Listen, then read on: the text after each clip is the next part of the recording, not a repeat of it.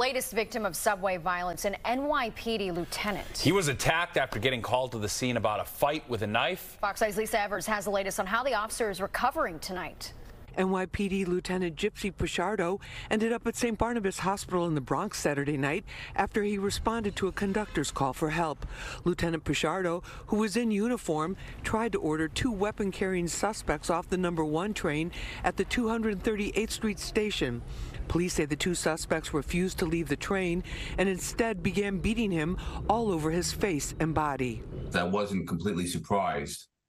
And that's what's scary, is that I'm not shocked that this happened to one of our uniform officers. We've seen the dramatic confrontations that our officers are going through on a daily basis. Lieutenant Pichardo, who's a veteran of 17 years with the NYPD, required stitches on his face and suffered damage to his eye, which will require a specialist.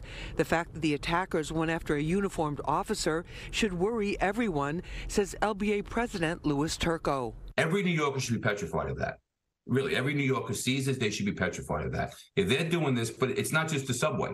You should be petrified walking the street. If this is what happens when people are that emboldened. We showed some riders the pictures of Lieutenant Pichardo in the hospital. Here's what they told us. No one has a right to attack anyone, irregardless, police or a civilian.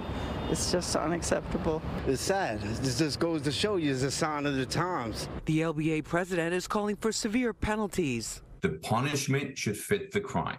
This can't be a slap on the wrist, because if this is the next New Yorker they encounter that doesn't have a gun and a taser and is not in uniform, God help them. Other police officers chased the suspects and arrested Marquise Webb of Yonkers and Brian Innocent of New Rochelle. Both are charged with half a dozen serious crimes. Police say they also recovered a box cutter, a knife, and a straight razor. In the Bronx, I'm Lisa Evers, Fox 5 News.